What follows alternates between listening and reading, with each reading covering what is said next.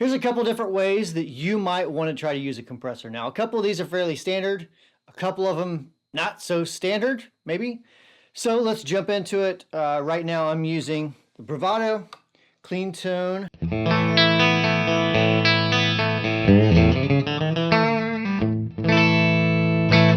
Now the most obvious thing is like the chicken picking thing, right? So a lot of people in the past have used a compressor more as a limiter, because this style compression is really more of a limiter than it is a compression, which is limiters kind of like a very high compressed ratio. And to do that, we'll just simply crank that sustain all the way up. I'm going to turn the blend all the way up. I rarely ever use it like this, but this is like that traditional 90s, 80s, well, more like 90s chicken picking tone.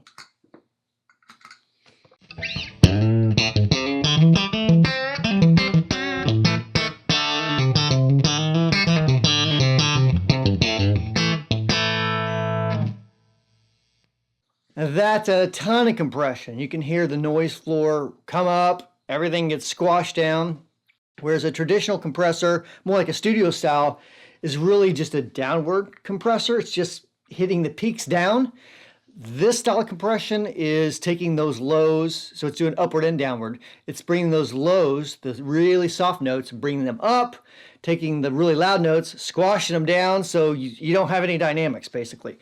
So what you do with this style compressor, like the Ego, it's a parallel compressor. Just blend in some clean tone with it. I'm going to back down a little bit on the sustain.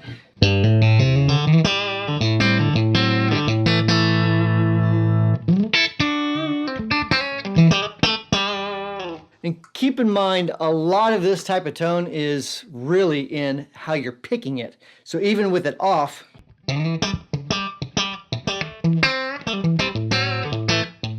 because I'm plucking really hard on the strings. So that's that sort of tone. Even with the compression on, if you don't play that style, it's not going to be that chicken picking-y.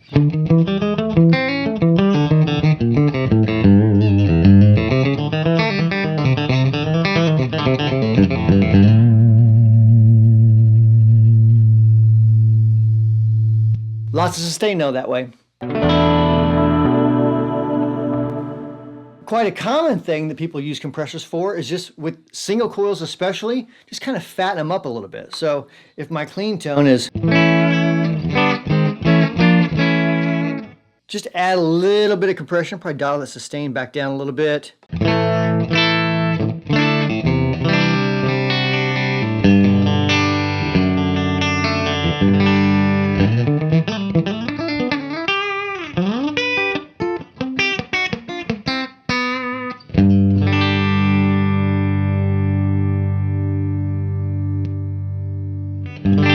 So just add a little bit of fatness. Now, the question always comes up, what happens if you use that sort of tone with the guitar with humbuckers?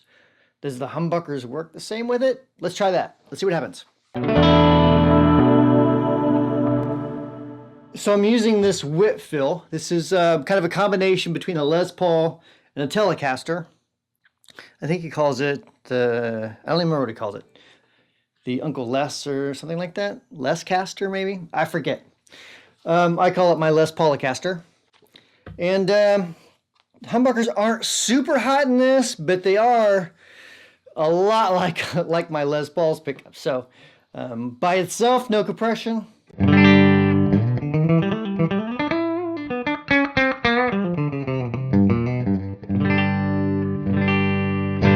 Add a little compression to that. I'm going to turn the sustain up just a bit. Back off the blend a little bit.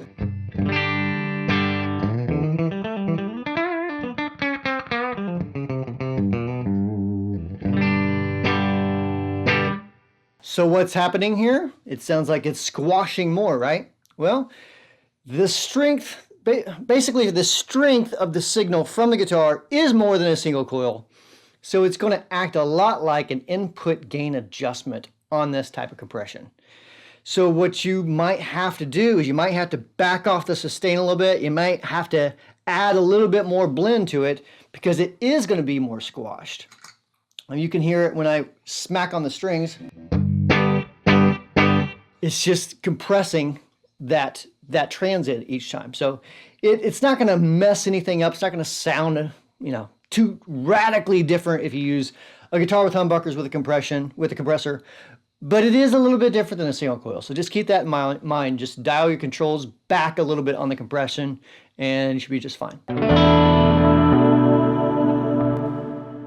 Next tip, using dirt with compression. Now I think I have done a video on this before where I've changed the position of the dirt in relation to the compression just to kind of give you, the audience and the viewer, kind of an idea of where you might like it. So I'm still kind of, taking a little bit from that video, but here we go. I have the compression set up pretty much the exact same. I know they're different pedals, same exact circuit. These switches just have settings that correlate to where the knob is. So that's how I have it set pretty much. So they're pretty close. Basically, what you're doing in this situation, you're compressing the note. If you run a compression before, you're compressing that note, then you're distorting that note. That sounds fairly obvious, but if you think about what the sound is doing, it goes from being very transient, a lot of response, to being clamped down, then distorted, versus distorting, which does indeed kind of clamp that signal. It clamps it differently, it compresses it differently, but it still is kind of compressing. And then use a compression pedal after that, and it's just going to be a different response. So let's try the pedal by itself first.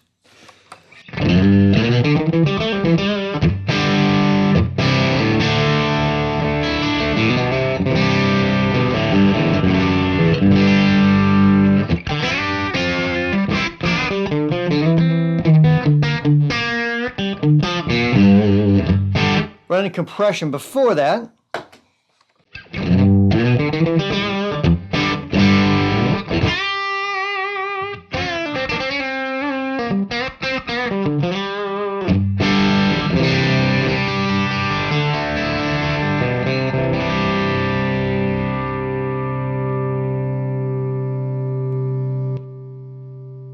So you can hear that difference quite a bit.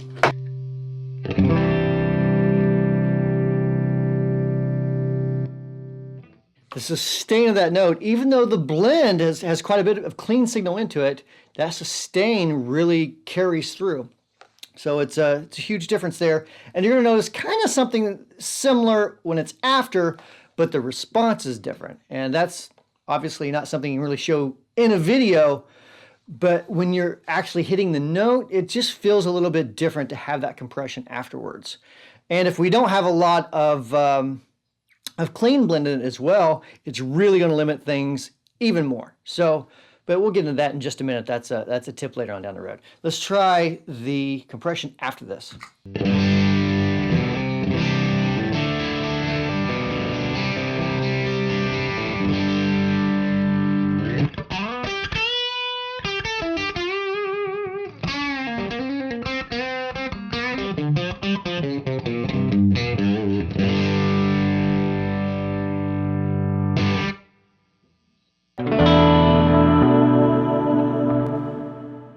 You can use a compressor to hide sloppy playing. Now there's some things I'm good at. I can do a lot of chicken picking type, finger roll type of licks.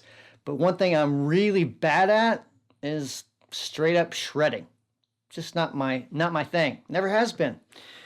But if you're like me, what you can do, especially if you hit that solo spot when you're playing that Def Leppard song, or whatever you're shredding over. I guess it's not really a shred song. I don't know. Maybe you're playing some Yngwie Malmsteen or something. Whenever your distortion is on and your mullet's blowing in the wind, kick on your compression with the sustain up quite a bit. We're going to back way off that clean blend, and we're just going to let the sloppiness fly.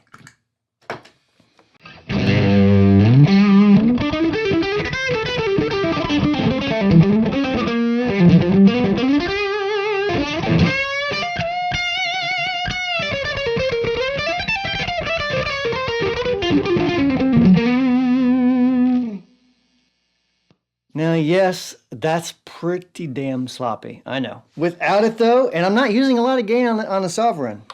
I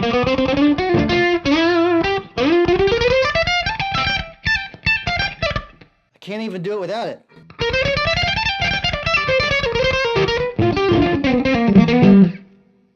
It's just not my thing. So anyways, that's one thing you could do. If, you know, if you've got to play that 80s rock song with the shredding licks and you need to do it cleanly, or at least pass cleanly in front of those guitar players in the back of the room, that's one thing you could do. Just kick on a compressor. Another fun thing to do is to put a compressor after any sort of delay or reverb. And it's really just gives sort of a different effect, a different feel, a little bit different tonality. Depending on how you have it set, it give you more, well, the sound of more repeats or a little bit louder compression. It's just a cool feature. So right now I don't have any compression on, but just the TC Electronics flashback by itself sounds like this on the 2290 setting.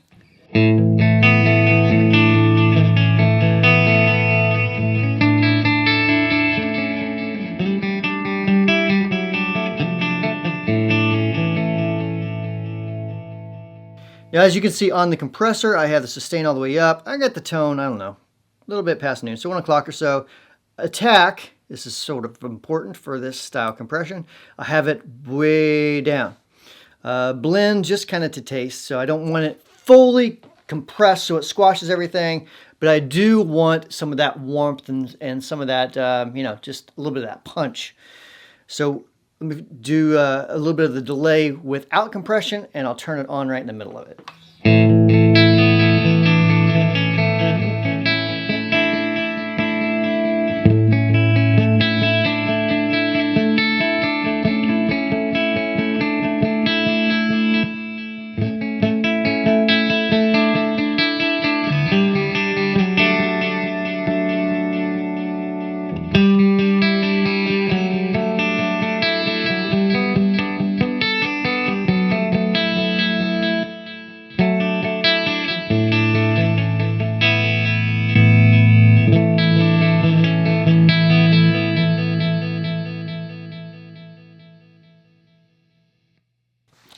So it's just a fun sound with delay. Let's try reverb with it.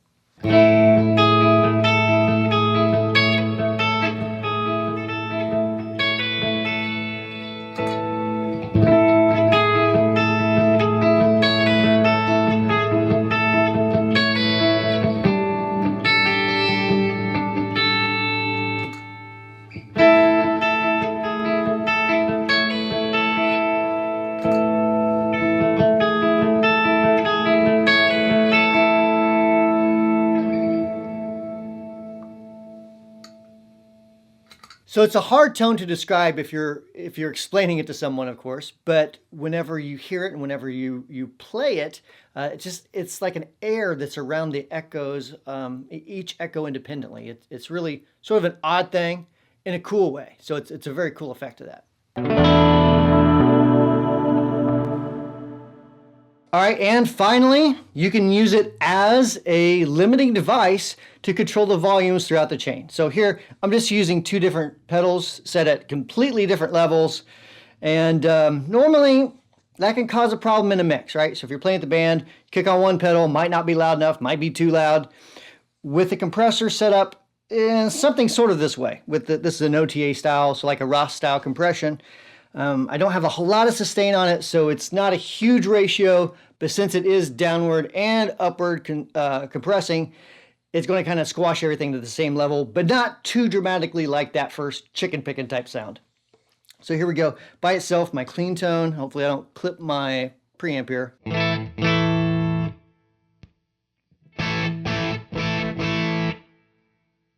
So that volume is way down.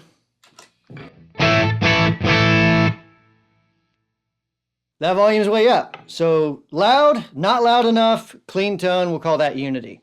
Let's turn the compression on.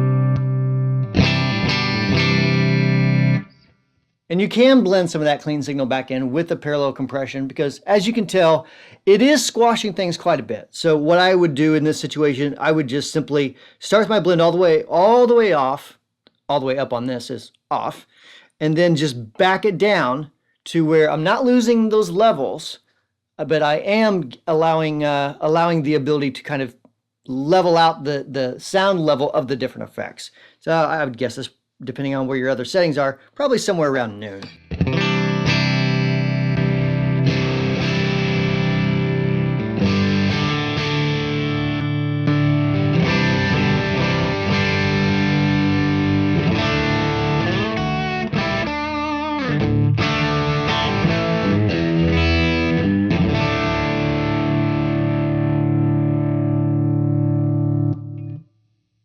So there you go. Hope this helped you. Hope you liked the video. Make sure you comment below once you comment and say some things that you like to use compression for, like specific examples. And I'd love to read your comments. Thanks for watching.